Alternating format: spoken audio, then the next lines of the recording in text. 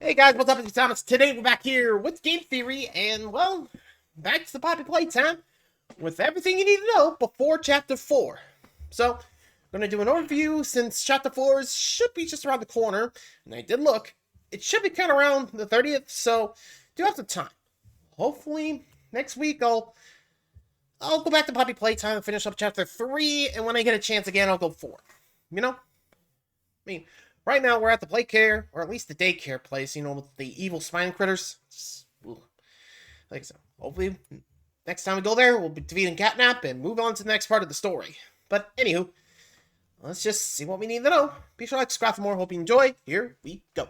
What do you need to know before Poppy Playtime Chapter 4? It's been a whole year since the previous chapter, and in the meantime, Mob has done what they do best, giving out more lore than you can shake a mechanical arm at. But don't worry, loyal theorists, because I have played the spin-offs, I watched every trailer, I even read the book. Also, you don't have to. Here is everything you need to know about the Poppy Play timeline. Hello Internet! Welcome to Game Theory, the show that's ready to take its relationship with Poppy to the next level. We got nothing. No new character, no new trailer, not even a release date. That's right, there just like Scott was releasing games so fast Matt couldn't keep up, not 5 minutes before our recent theory dropped, Mob Entertainment released a new trailer with a new character and a release date. 5 minutes? Are you kidding me? I'm convinced Poppy wasn't brought to life for lore reasons. It was to troll me for all eternity. I wouldn't be surprised if they did the same thing to us this week. Regardless, because of Mob's ridiculous and seemingly never-ending amount of content leading up to Chapter 4's release, it can be a little tricky to keep up with everything. We've had a book, 2 ARGs, a Roblox spin-off, and over a dozen teasers and videos. But if you're someone that's only played the games, or you just haven't subscribed to the channel yet, then there's been a whole year worth of story that you would have no idea about going into Chapter 4. So today, I'm going to give you all a hand and fill you in from the beginning with all the important names, dates, and lore Mob has given us, as well as a few theories of our own for good measure, all in one cohesive timeline. Now, this is a big task, so instead of doing this like our usual theories, I wanted to try treating this like our FNAF timeline. It's more story focused, with references in the bottom corner showing thumbnails, books, titles, basically any citations that I'll be pulling from. I've also got this nifty little traffic light symbol in the top corner to clear things up. Green means what I'm saying are facts that we have physical evidence for, amber means what I'm saying is theory, but it's supported by evidence, and red means it's speculation that makes sense for the story, but we don't have a lot of evidence for. So keep a close eye on your screens, theorists. It's time to analyze the history of this forgotten factory. Just be careful that the screen doesn't stare back. So, full timeline, and we'll actually have things that are either fact, theory, or speculation. I actually kind of like that. I didn't do that with the FNAF timeline, but hey, this makes things a little easier. So, let's see what the Poppy Playtime timeline looks like. Let's go check it out. Playtime Co. was founded in the good old US of A in 1930. Quickly, it became one of the most well-renowned toy companies in the world, priding itself in making toys locally instead of overseas like its competitor Mattel. Yes, that Mattel, the ones who made Barbie. I know exactly where you're going with this, and I have to say, I really resent it. All of this success was thanks to one man, the founder of Playtime Co., Elliot Ludwig. All he wanted was to bring joy to children. But sadly, that noble goal meant that he spent all of his time at work, neglecting his own family, and his wife had had enough, divorcing him that same year. Nevertheless, Elliot pushed forward, though for 2 decades, he struggled to figure out the key to innovating the toy-making world, until finally he hit a breakthrough. The jackpot. 1950. In 1950, Elliot created a toy that would change the world forever. Poppy Playtime. A little girl can talk to her. Poppy gives her answers. She is the first doll actually able to have a conversation with a child. Not only that, but her hair also smelled like poppies, which had been used throughout history to help children fall asleep, making her an instant hit with the parents. How did Elliot achieve this incredible feat? Well, because Poppy wasn't just a plastic toy. Elliot used organic parts to make her, allowing Poppy to really seem alive. He just needed to add a quick no-refund policy to anyone who tried to fix the Poppy doll themselves, just to keep it under wraps. Thankfully, no one ever discovers this little secret of Elliot's. But Poppy sales alone can't keep the toy company afloat. So they release a handful of new toys, like Bron the Dinosaur in 1961 or Boxy Boo in 1966, though none of them really compare to Poppy in terms of popularity. But then, out of nowhere, tragedy struck. Since day one, Elliot had been encouraging his employees to adopt, to bring joy to children who had none of their own. And he lived by example, adopting a daughter of his own. Finally, the family that the family man had always wanted, until she passed away before his very eyes. There was nothing he could do to save her. All Elliot could do was take the biological knowledge he had and turn her into another organic Poppy doll, just so he could keep a part of her with him forever, so part of her could live on. Little did he know how successful that experiment would be. Somehow, his daughter's mind managed to survive the process. Naturally, Elliot is shocked by this. His daughter is back, living on inside this doll that he made. He couldn't let her fall out of his grasp again, so he builds a family home inside the factory storage bay and locks her inside a glass case to keep her safe. He even adds a passage leading directly to his office so he can visit her whenever he or she wants. With his family now returned to him, his passion to strive for innovation was restored. But with so much ambition, he rose back up and continued to fulfill his vision for the Playtime Co. toy factory. The first thing he needed was more people like him. Smart, capable people that could help him continue to innovate and answer the toughest questions the world had to offer. Like, say, how was a child able to live on inside a doll, perhaps? But older minds are harder to shape. He needed people who still had some of that childlike wonder, and thus the Young Geniuses program was born. Elliot sent out flyers and posters similar to that of the time period, trying to gather young minds together to turn them into the scientists of the future, stamped with the logo he'd been using for Playtime since the early days. This attracted many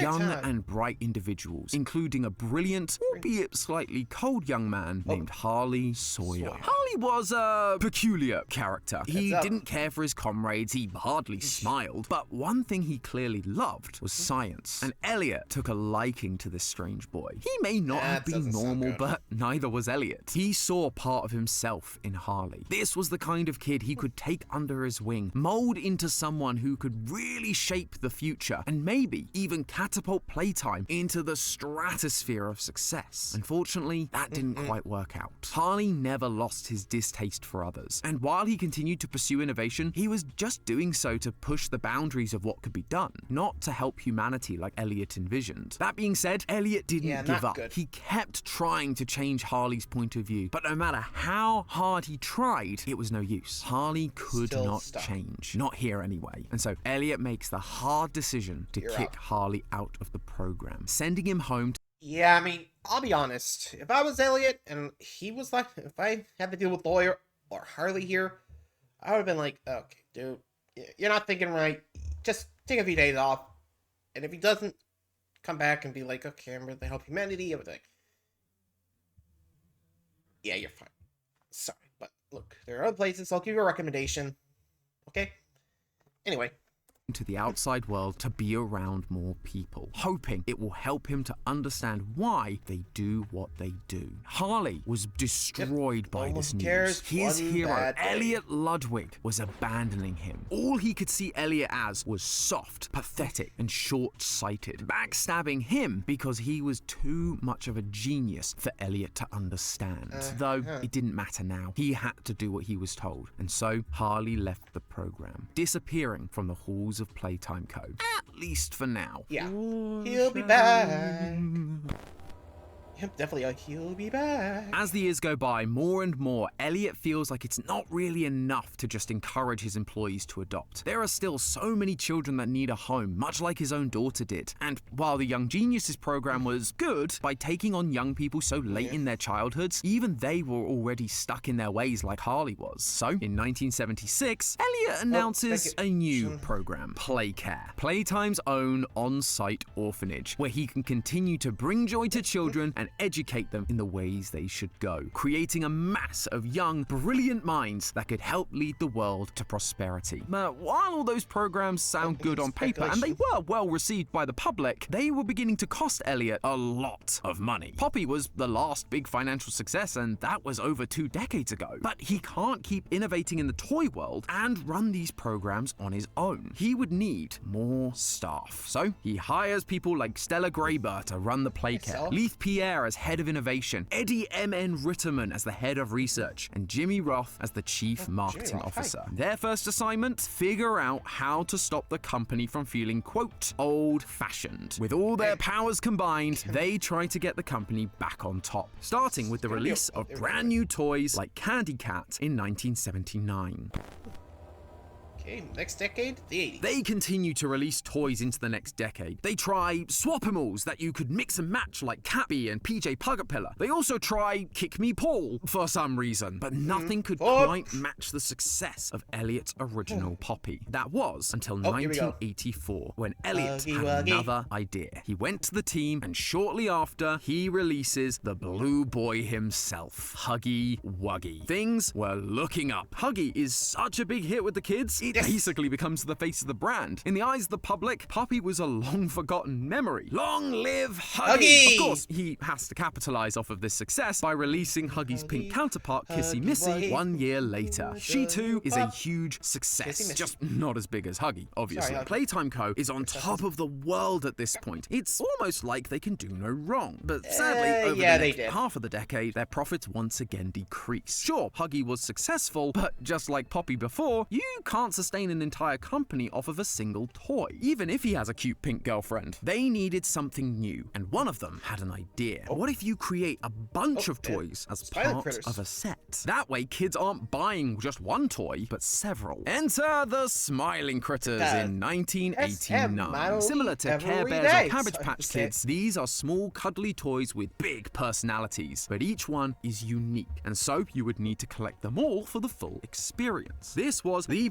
perfect way to increase the dropping sales numbers Playtime was facing. Plus, to really capture the same appeal as Poppy and her poppy-scented hair, these critters would each come with their own unique scents, all with calming effects. Crafty Corn smells like jasmine, Bobby Bear Hug like rose. But would calming be enough? Poppy's hair literally put children to sleep. That's what made her such a hit with the parents in the 50s. They needed these Smiling Critters to do the same. So they get to work developing one more Smiling Critter. One with the advertised scent of lavender, a scent associated with sleep, but instead of actually using lavender, they would create a poppy gas that would actively put kids to sleep, just like Poppy did. They put the smoke inside the purple cat and gave him a name that tied into his sleepy powers, Catnap. And just to be on the safe side, Playtime Co. also commissions the creation of a Saturday morning cartoon featuring this new cast of characters, all begging Catnap to help them fall to sleep with his red smoke, showing kids and parents alike that this is just what the toy is meant to do. Initially, everything is going according to plan. Sales for this new line of toys are great. They are flying off the shelves. Both parents and kids really seem to love these new adorable critters, except for Catnap. After a few weeks, doctors began reporting a rise in children suffering from intense nightmares that all started after they received their Catnap toys. In Playtime's desperation to mimic the sleep-inducing effects that Poppy had, they'd accidentally concocted something that, yes, put children to sleep, but also gave children horrible nightmares. Thankfully for Leith and the team, no connection was ever proven, but they still needed to save face. They recalled all of the Catnap toys, and Catnap was removed from the Smiling Critters lineup entirely. Ouch. Makes you wonder, what happened? Was it just like the creepy design of the cat? Okay, maybe it's like a combo, like the poppy flower gas and the design of the toys. Maybe that's why it did? I mean, no offense, but those toys were creepy. Or at least with the, you know, that. The hollow mouth just, ooh, creepy. Can't blame them. I'd probably be having nightmares too. But you guys let me know. Oh boy, so, no Vol Playtime Co yet, so we haven't hit the hour of joy. Still got a while. 1990s coming up. The Smiling Critters disaster put Playtime Co. in a bad spot. If they were going to survive the next decade, something needed to be done and fast. And so, Leith Pierre put his head of innovation status to good use and came up with an unusual but effective plan. He hired a private investigator, Jared Lockhart, to track down former members of the Young Geniuses program that Elliot had started decades ago. These people trained under Elliot. They were geniuses from a young age, and most of them had quite impressive careers. If anyone was going to be able to come up with an idea to save this company, it would be one of them. Sometime later, Jared arrives with the list, and when it lands on Leith's desk, there is one option that immediately catches his eye. Harley Sawyer. Oh, boys! Yep. I'm back! This guy was now certified by the American Board of Neurological Surgery. He was, by all accounts, a genius. And with Elliot using biological parts to make Poppy, a surgeon felt like the perfect fit. Leith presents this idea to Elliot for final approval. And while Elliot is hesitant at first, he does remember that Harley was the brightest of the bunch back in the day. And maybe all these years away have taught him the lessons he was hoping he'd learn. Do it. With that approval, Leith reaches out to Harley. Yeah, honestly, before I hire him, I try to reach out if I see that name, be like, okay, well, let's just hope he learned his lesson. Maybe he hasn't. Yeah, you gotta be careful. You always gotta vet him, even if you know him. Anyway.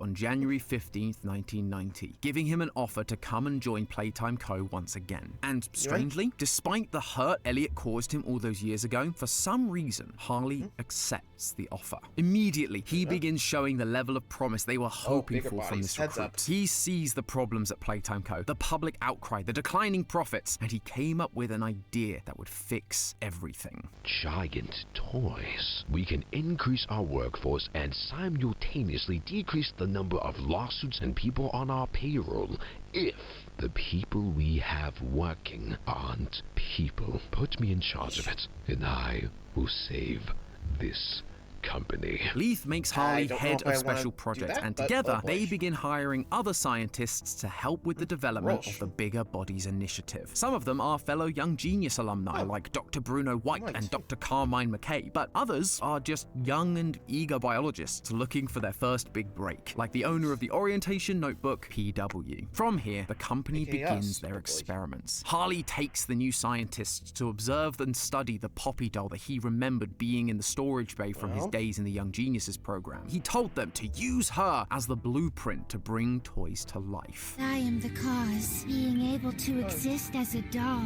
it has killed so many people. Everyone works diligently. Again, I'm kind of surprised they actually forgot that line. I mean, I don't know if they actually meant to keep it, but I don't know. I mean, with that, could have more context, but considering it was unused, oh boy. Yeah, something tells me that was unused for a reason, and I guess it, I don't know. Sometimes mob games is really confusing. Like FNAF.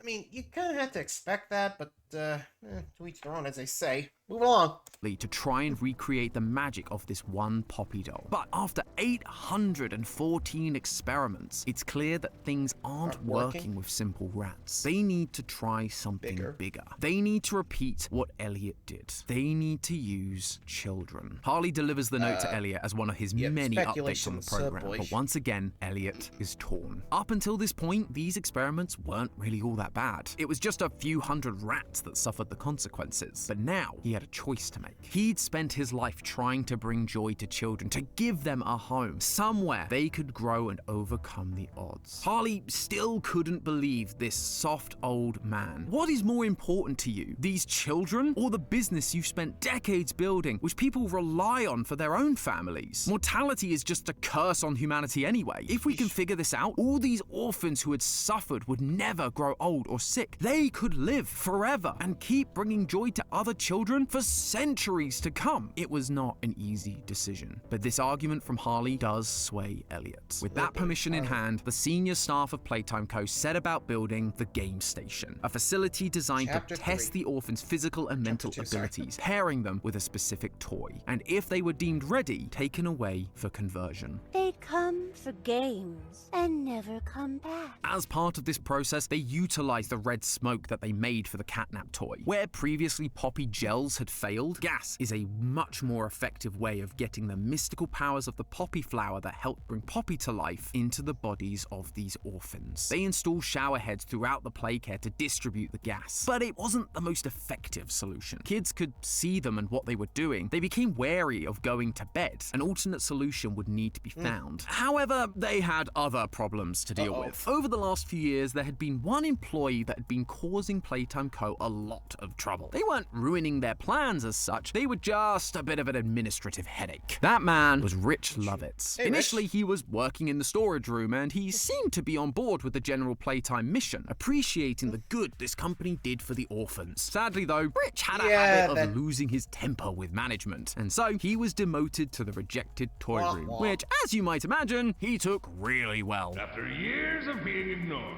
the company actually heard all my complaints. I guess my words must have really inspired them to take action, because the next day I got demoted down here to the freaking island of misfit toys!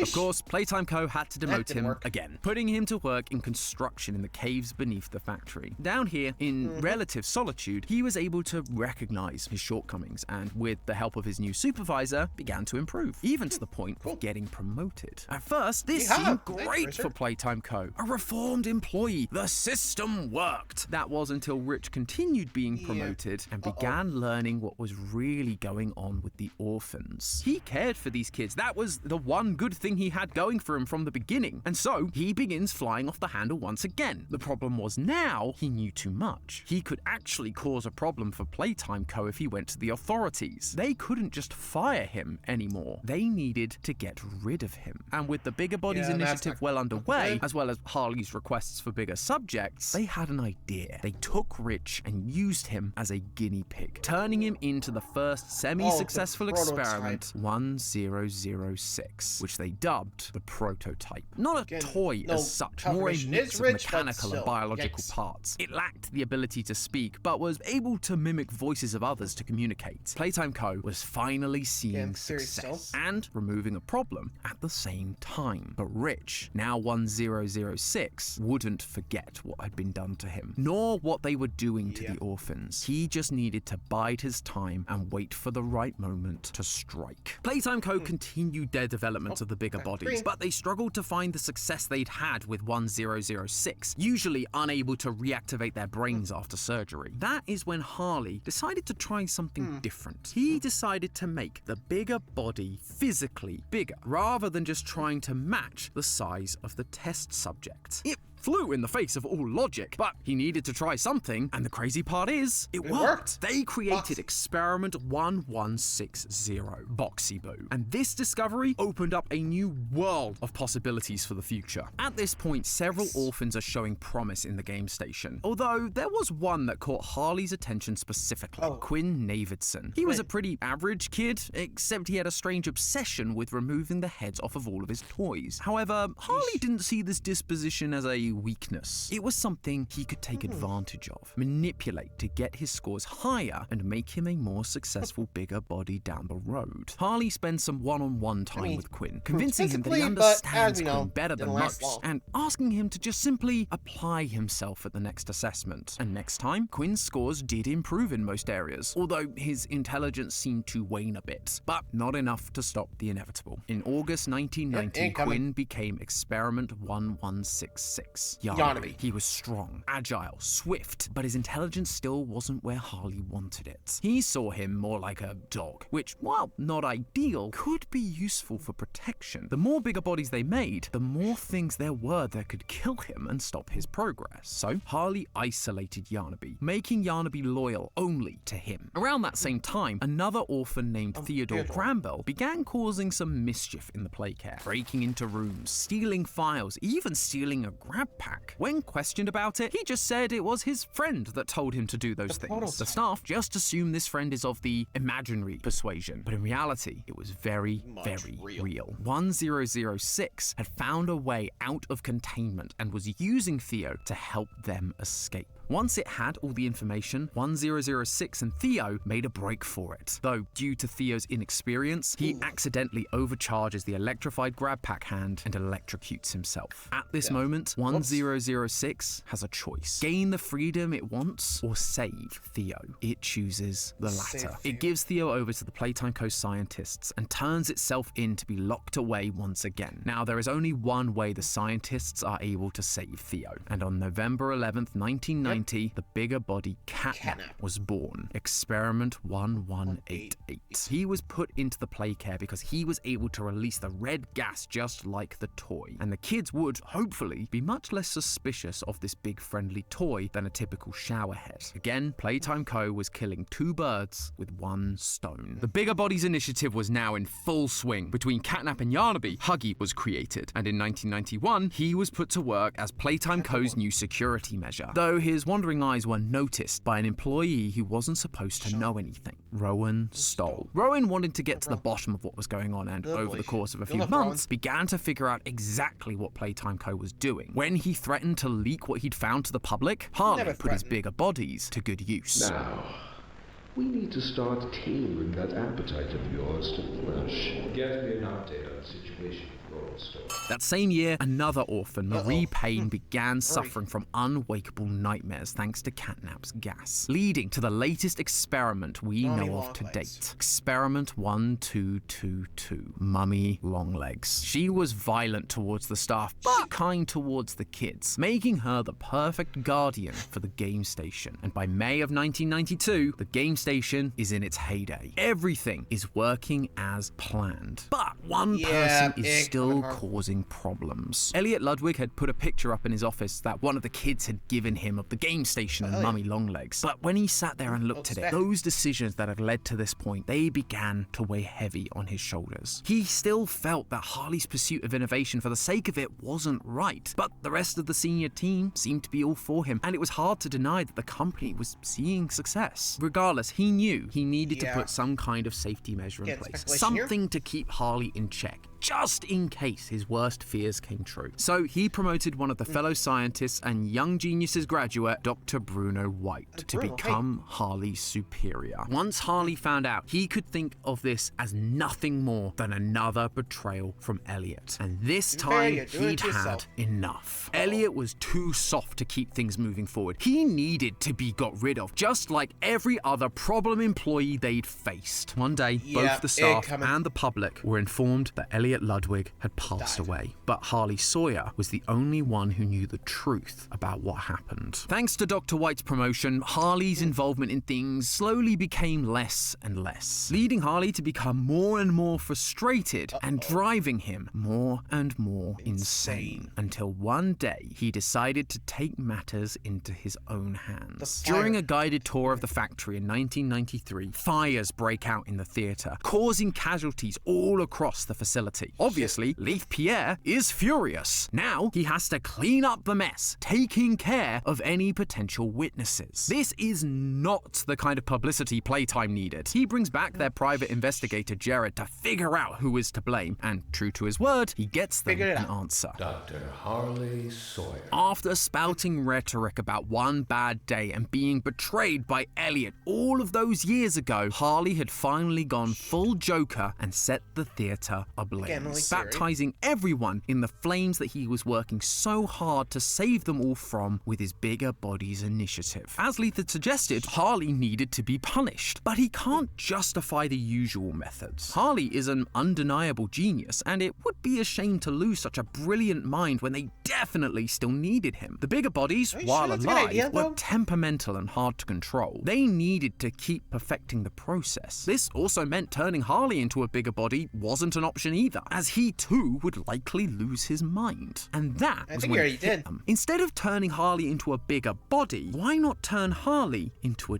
digital consciousness? They could focus all their attention on keeping his mind alive without the need for a working body. That way, Harley could still help them and guide the scientific process, but he couldn't physically cause any problems. It was perfect. By 1994, this plan is underway. The party line is that Harley is just out, maybe on a sabbatical or something. And in 1995, the new Playtime automated companion is up and running, ready to meet with scientists scientists like PW. The system would end up being shut down after May of that year, but regardless, it was another success for Playtime Co. However, as we've seen time and time again, pride cometh before the fall. And this next fall would be the biggest Playtime had ever seen. Behind the scenes, while Playtime Co. had been dealing with Harley, 1006 had been plotting. They'd been gathering all the toys together and promising them the thing they all wanted: freedom. They formulated a plan to take back the factory from Playtime and kill all those who'd helped turn them into monsters. They called it the Hour of Joy. And on August 8th, 1995, they executed that plan. They attack everyone: scientists, tour guides, construction workers. It didn't matter. They were all responsible. They all needed to die. The toys drag the bodies into the depths and slowly consume them to satiate their hunger. Only a small few managed to escape the carnage, Leith Pierre being one of them. Despite the insane loss the company was facing, he kept insisting Playtime Co. continue their work. He began recruitment efforts for a resource extraction team, people that would go back into Playtime Co. and collect the parts they needed to keep making bigger bodies. But eventually, the rising pressure from the public over the mysterious disappearance of the staff, their friends and family, was too much for even Leith to handle, and he shut down the factory for good.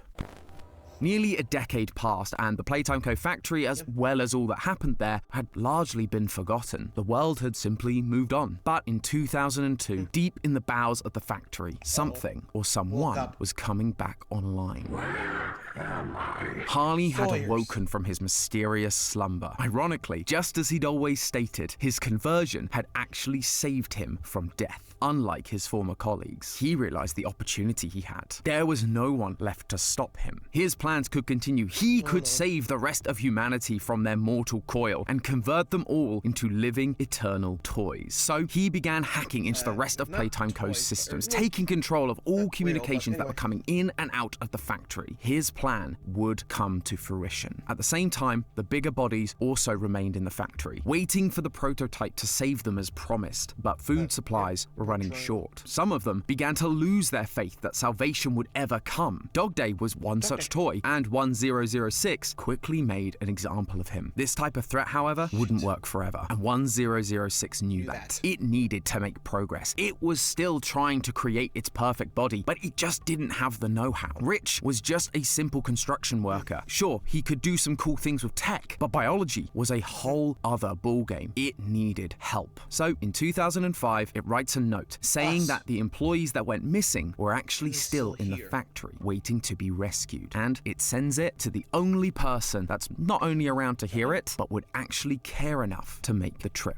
The player character, PW. PW didn't show up for work on August 8th, 1995. They were still alive, and more importantly, they actually cared about their fellow employees. If there was a chance their colleagues were still around, they needed to help them. Now, as a former employee, they knew their way around the factory. They knew where this flower was that they'd been pointed to. They just had to get there, while also trying to avoid an unpleasant reunion with one of the many bigger bodies they'd helped create. Huggy Wuggy. PW finds Poppy behind the flower, in the same room she always was. Although there are now messages around the room warning them not to trust her. Regardless, once they open the case, Poppy agrees to help PW escape. See, she's not that bad at all. Only Mummy then shows up and kidnaps Poppy. After beating all of Mummy's games, PW returns to Poppy and takes her to the train, only for Poppy to now change her mind and stop PW from leaving. I'm sorry, I can't let you leave. They really should have trusted the signs. The train crashes in front of the playcare, and with some surprising help from Poppy, Kissy Missy, and their ally Ollie, who may or may not be the prototype mimicking the child's voice to trick us, PW makes their way through the playcare. Together, they defeat Catnap and begin the long trip down into Playtime's prison. But Kissy doesn't make the trip. She is killed by something on their way down. And all of this time, Harley has been watching through the security cameras, making his way down to the prison just a bit ahead of them to reunite with Yarnaby and lay whatever traps he has in store for us down in the depths, along with the nightmare critters, Pianosaurus, and a toy made from Play-Doh, Doughy the Dough-Man. And that, loyal theorists, is the entire timeline of Poppy Playtime so far.